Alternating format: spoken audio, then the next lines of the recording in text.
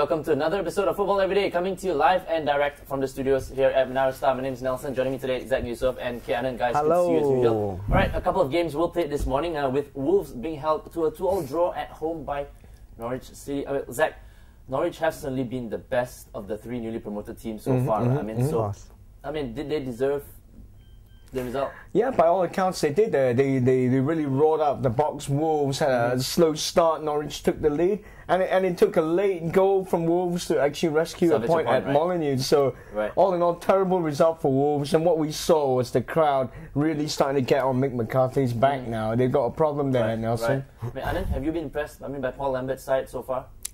Honestly, yeah. Beginning of the season till now, they've been the best performers, as far as I'm concerned, among the newly promoted sides, and they've got a mean defense as well, if you ask me honestly. And that's why it was when they played Arsenal a few weeks back, I didn't anticipate anything more than the 1-0. So I feel they'll definitely stay on in the Premiership, unlike the last time they were here, and 2005. It's refreshing to see a newly promoted team going out and playing with two strikers, even away from home like they did yesterday. And not being conservative, right? Yeah, it's paying dividends. Well, at Ewood Park, meanwhile, the battle between two relegation candidates in the form of Blackburn and Bolton ended with the latter winning by 2-1 to heap the pressure on Rovers manager Steve Kean. Zack, I'll start with you. First of all, your thoughts on the result, and should Keane get the sack? Look, if you can't beat a fellow relegation battle at home, surely you've got to go. Well, that was a massive game for both teams, right? It was, you've heard the cliche 6-pointer, but this really was a 6-pointer. And Owen Coyle came up trumps in a local derby. He's obviously heaped the pressure on Steve Kean. The scenes at Ewood Park yesterday was not pleasant. Didn't make for pleasant viewing. You got angry fans, you got protests, you got rude banners. Steve Kean's got to go, Nelson. I really can't see him staying beyond this game. Were there any flying chickens, man? I think the chickens were flying in the direction of Steve Kean's head because that was just not good enough. And to lose a game where they really had to win, that was just the icing on a horrible cake. But Anand, Steve Kean himself is pretty confident that he's not going to get the sack. So, as always, do you agree, and do you think he should? Yeah, he should get the sack, and because he's not delivered, he was meant to be a stopgap measure, and Benkies at the time had no clue what they were doing in the Premiership in the first place. Now, hopefully, they'll get some better advice and they will get a better manager. There are a few out there. Not discounting Mark Hughes, but there are a few others out there. Yeah, we heard Alan Shearer. So one point, Nelson, when you lose the fans, it's time to go. And it's obvious from yesterday he's lost the fans. And bar 1 week, it's been like that all season. Nicely said. Well, Boxing Day is upon us with loads of games to come. So let's start at Stamford Bridge where Chelsea entertain Fulham. Well, Zack, London derby, both teams to be up for it. Yeah, both teams will be up for it. And you know what? Fulham kind of relish playing Chelsea. I remember last season they got a good result. They got a good result from the Chelsea. So, they don't have problems rousing themselves for this game. But what I did hear today was quite interesting, that there seems to be a rift between Bobby Zamora and Martignon. Apparently he hasn't been training all week. So this is quite a surprising turn of events, because Bobby Zamora on his day is pretty key to the way Fulham play their football. So Well, meanwhile, Arsenal welcomes struggling Wolves, as we spoke about earlier on, to the Emirates. Well, and then nothing less than 3 points. Nothing less than 3 points. For sure. Any chance for Wolves? Despite and Wolves drawing at home, as we saw earlier, to Norwich and all that. So definitely it could even possibly spell the end of Mick McCarthy if But it's Arsenal on the form that they are now, despite the loss to Man City, which they really excelled, and just lost to a goal that is opportunistic goal. So I do believe that they can up the tempo, and they should be thrashing Wolves. Okay, well, at Anfield, Liverpool, they host the Steve Kean's relegation candidates, Blackburn. Zack, home form has been the issue for the Reds, as we know, and they tend to struggle against the lower teams. But do you think it'll be deja vu again for Dalglish? Or could Blackburn?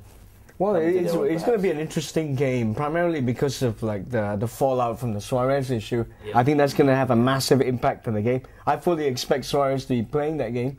And if he does play that game, you can fully expect Suarez to be really fired up to prove a point to people. And as for Blackburn, they may have a new manager, so that there may be a new manager factor working in. So it's going to be an interesting game. Let me get a quick one from you. I mean, we're talking about Suarez, and Liverpool's home form has been a concern, but another concern for them has been their lack of goals. They might have the best defense, but they haven't been putting away the goals. One of the most expensive substitutes. Yeah, exactly. Because there's just the one guy they're relying on, Suarez. So January's coming up. Do you think Dalglish is going to buy? He has to, and he has said it before, it's what on the pitch that counts, it's not the bank balance, so he has to just draw every cent he can. Right, and do you think they'll beat Blackburn then? Oh, they'll definitely beat Blackburn. They're too good to not beat Blackburn, the form that Blackburn are in, even without a manager, and if Steve Keane is out by the end of the week, but there will still be a big gap there because they cannot fill it overnight, so definitely there'll be even greater pressure. Zach, before the break, quick one, Bolton, Newcastle, what's your call? Well, Bolton, Newcastle, again, every game for Bolton is a cup final now. So they want to carry on from the momentum that they gained. That massive result against Blackburn is a real tonic for their cause. Yep. So I think Newcastle are having a bit problems themselves at the moment. So it's going to be an interesting game. I have a sneaky feeling it might be Bolton, mate. Right, nice one. Well, it is time for our first and final break here on Football Every Day. We'll be right back to continue with the weekend's Boxing Day matches. So do stay tuned and we'll see you real soon.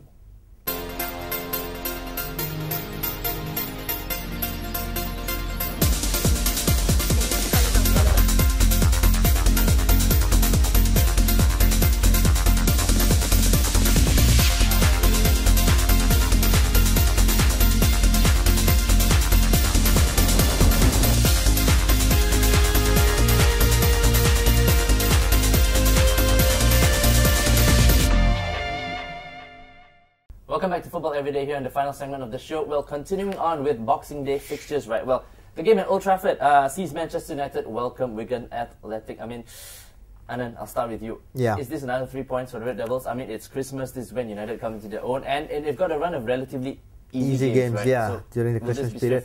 Yeah, everyone else is also going through this whole, series of games back to back, right? And that therefore the weaker teams with the lesser squad will definitely be the one feeling the pinch. So United have got every advantage. They got players coming on, despite the guys who are so-called out or injured and suspended or whatever. But they should still be too good for Wigan. Too good for Wigan. Yeah. Right. Okay. Well, at the Hawthorns, West Bromwich and Manchester City do battle. I mean, it looks like City win, right, Zach? But on paper, but do you think it's going to be that straightforward? I mean, because West Brom on their day, they're capable of doing a thing or two. Well, right? But you know what, Nelson? If any team has the resources to cope with a packed fixture list, it's Man City. They could field their third team and still be better than West Brom. So, barring some sort of mishap, I see City all the way for this one. Right. Okay. Well, moving on to the Stadium of Light, where Sunderland face your team, Everton. Martin O'Neill back in Premier League versus David Moyes. Zach, I mean, look, both teams haven't been doing too well this season, as we know, and I think nothing disappoints you more than Everton's form. I mean, you're used to them being in at least the top half of the table and stuff. But so, what do you think? Can they get a win at the Stadium of Light, or?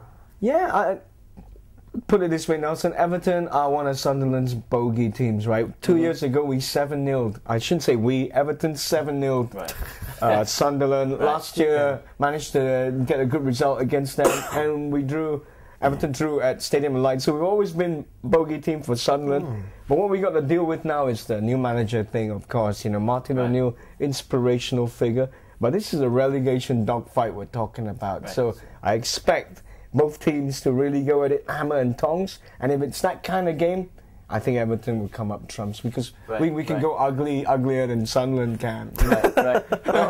Meanwhile, you know what I mean, right? A battle of two newly promoted teams that takes place at the Liberty Stadium, where Swansea face Queen's Park Rangers. I mean, and then Swansea have been a better team compared to QPR. For sure. But you think both teams will view this as a crucial 6-pointer, as Zach said earlier on the end of the season? Definitely. I mean, these especially teams with Norwich playing so well. These teams at the bottom of the table, definitely every game is crucial. A lot of people think it's only at the end of the season. No, it's every game from the start. And so now they've got to the point where they are really struggling. And I do see Swansea getting the edge over QPR though, especially if Joey Barton has a crap game like he did against Man United. Right. He gave the ball away countless times. But you know, I'm sure like the Swansea manager and QPR manager, you know, I'm sure they looked at the fixtures before the start of the season and go, these are the games we can pick up points. Exactly. They're not expecting to pick up points from Liverpool or City. To be fair to QPR, they've been playing better away from home as well. They have. But you know, I mean, a lot of people that have been to Loftus Road will tell you Loftus Road is a very intimidating ground. So actually, they can make it very difficult. But based on consistency, I do believe Swansea have the edge over that. Yeah, especially with home advantage as well. Okay, so we'll see what happens with that one. Lastly, another newly promoted side in Norwich City play host to high-flying Spurs. Paul Lambert's boys have been the most impressive, as we've established earlier on. You know, and they've proved that they can match the big boys on their day, right? I mean, look, they gave Liverpool, they gave United a run for their money. Sure. Can they turn in another performance that might surprise Spurs? I don't see and why. Your man Harry Redknapp. Yeah, I don't see why not. Oh, I love Harry, and I'm sure Harry will be full of praise for the way Paul Lambert's gone about his Premiership season, and why not? You know. I think Norwich have the propensity to surprise Spurs, mainly because of the way they set out the play. They like open football, they really get stuck in, and Spurs are one of those teams that I think can be beat on their day, you know. I mean, they have a great midfield. They're capable of blowing hot and cold. But they can be beat. I think if you stick into them, look, Stoke have shown the way to beat Spurs. Yeah. When Spurs were high-flying, Stoke go there, spoil it, and win it. So I think Norwich could do the same. Right. I mean, I doubt that. I think Spurs have just got the kind of luck they've missed out for many years now. And you support Arsenal, right? I know, I do. But however, in this case, they've got the right kind of players now who can step up. I do believe they can surprise people at the end of the season. But I still hope that will be below Arsenal, of course. But yeah, they should be able to beat Norwich, if not at the worst draw. Yeah. Right. I mean, Zach, a quick one on Harry Redknapp. I mean, at least Paul Lambert's not going to jail, right? Yeah, at least he's not going to jail. But you know, I mean, Harry, he's got the luck of the Irish, mate. He has a lot of friends in high places, and I fully expect to see him behind the desk at Spurs as per normal. Right, but looking at Spurs, and I mean, Anand said they've got resources, they're playing well. Do you think Harry will go and buy in January? Well, you know, it's his favourite time of the year, isn't it? When the transfer window opens. Nothing like a good transfer window opening. They get Harry Redknapp all excited. Right. The wheeler dealer, we've heard that cliche before. Too, maybe. Yeah, and the great thing about him being at Spurs is because he's got a club and he's got a chairman that's willing to bankroll his expensive taste. So right, so you never know, right? Yeah. Well, interesting weekend of matches coming up. Well, that's about all the time we have on today's show. Thanks for your thoughts, guys. As usual. Pleasure. Well, before we bid you goodbye, do check out our brand new contest on thestarfootball.thestar.com.my, where prizes from Senkyu, Adidas, and Tiger FC up for grabs, along with FA Cup final tickets, of course. Well, we'll see you next week. It's Merry Christmas, Happy New Year, and Happy New Year, Merry Christmas. Thanks for watching Football. Jingle bells. Ho, ho, ho.